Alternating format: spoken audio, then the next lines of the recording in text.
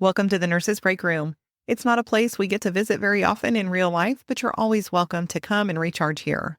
And while you're at it, head to selfcareisn'tselfish.com and grab your free copy of my book, Self-Care Isn't Selfish, The Compassionate Nurse's Step-by-Step Guide to Personalized Stress Relief. It's packed with simple, effective strategies to help you prioritize your needs without guilt so you can feel energized, focused, and ready to take on the day. Grab yours at selfcareisn'tselfish.com. Hello, and welcome back to another episode of the Nurses Break Room with Jenny Lytle, RN. As we're getting closer to the holidays, we're going to talk about pausing, about resting, about not being go, go, go all the time. We don't have to shop until we drop. We don't have to buy all the things. We don't have to attend everything that we're invited to. But sometimes it can feel like it's expected, or maybe we don't want to miss out. But slowing down isn't laziness. It doesn't mean that we don't care about the people that are involved. It doesn't mean that we don't appreciate the opportunities that come our way. What it does mean is we're human. You likely have lots of things going on. Working in healthcare, there's not a lot of days off. The holidays are great, but there's no big long vacations. There's still people to be taken care of. There's still work to do. And that goes for a lot of people in service roles. This year for me, things have been extra busy. And like most of us, life is pretty busy overall, but I've had a lot of great opportunities. I've also had a lot of things going on in my personal life with family that have taken up a lot of time. And while I'm incredibly thankful to have been able to have that time, it also means there's less time for other things. So here it is, going into the second week of December, and I have very little bought or even planned for Christmas. I do not have my tree up. I don't have things decorated at all. And honestly, it weighs on me a little, but I also understand that it's just the way it is right now. And so I'm not feeling incredibly guilty about it. I'm not feeling super down. It's just reality.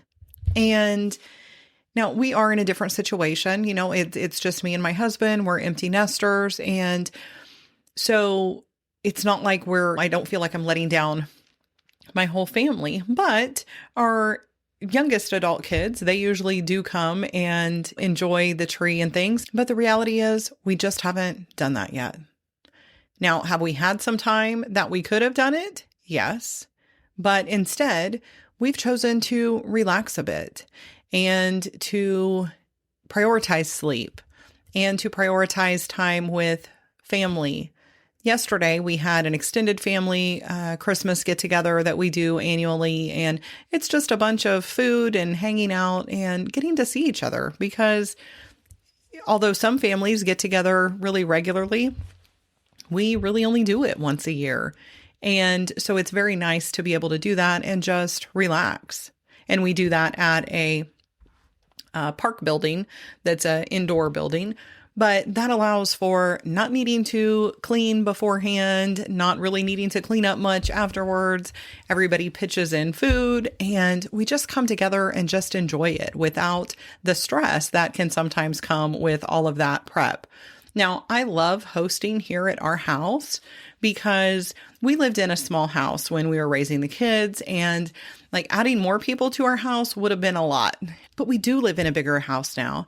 And one of the things that I wanted to do was be able to host for the holidays and things like that. But we've had some things going on where that's probably not going to happen much for extended family this year. And it's not necessarily the way I would love things to be, but sometimes we've got to just accept the things that we can't control. So as we continue into the holidays, I'm really trying to focus on releasing that end of year pressure that sometimes we can put on ourselves. Maybe we haven't met all of our goals that we wanted to meet. And that's okay because likely there's things that we accomplished that we didn't originally plan on accomplishing. And some of that may be as simple as like making it through some really hard times because the reality is when we set our goals at the beginning of the year or the beginning of the season, whatever that looks like for you, life can be very different than it is now. Things can change dramatically in a 12-month time span. And so allowing ourselves some grace when maybe we aren't where we thought we would be, um, that's a beautiful gift to give ourselves. When it comes to other people and other commitments, being able to set small boundaries with love is something that can really decrease the pressure this time of year. And that may mean not buying presents that we can't afford for people that really don't need them anyway, and instead opting to do something together or to buy a family gift or to just spend some time together. Maybe it's saying no to holiday parties with people that maybe you like, but they're not your list of top priorities, or maybe they're people you even really don't like. If it's something where you feel like you have to go for business reasons or because it's somebody that is close to you, then maybe go for a short period of time and duck out. There's nothing saying that you have to be there for an entire event for it to count. And prioritizing yourself and your own needs allows for you to show up better for yourself and for those people who really do matter most to you. And lastly, build in little micro moments of rest into your busy schedule. So maybe you can't take a full day off. Maybe you can't even take a full afternoon off, but what's something that you could do that would help you to feel a little more relaxed, a little calmer, a little more cared for? And maybe that's going and just enjoying a cup of coffee before or after or in the middle of your shift. Maybe that's catching up with a friend or making sure that you get some extra sleep. Maybe it's eating a really simple meal or ordering takeout so that you don't have to cook. Just figure out those little things that feel stressful when you think about, I have to do X, Y, and Z, and think of how you can eliminate or change that up a little to be maybe less daunting. Now, next week, we are going to talk about traditions and survival during the holidays when maybe things are different this year.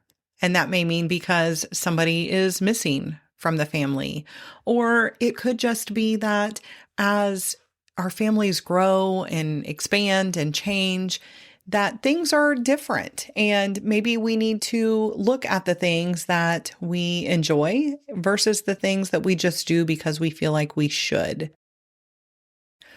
So until next time, remember, self-care isn't selfish. It's essential if we want to continue to care for others and live our best lives. Have a great week. Disclaimer. Although I am a registered nurse, the medical and health information contained in this podcast is provided for general information and educational purposes only and is not a substitute for professional advice. Therefore, before taking any actions based upon such information, I encourage you to consult with appropriate professionals. I do not provide any specific medical or health advice, and the use of or reliance on any information contained in this podcast is solely at your own risk.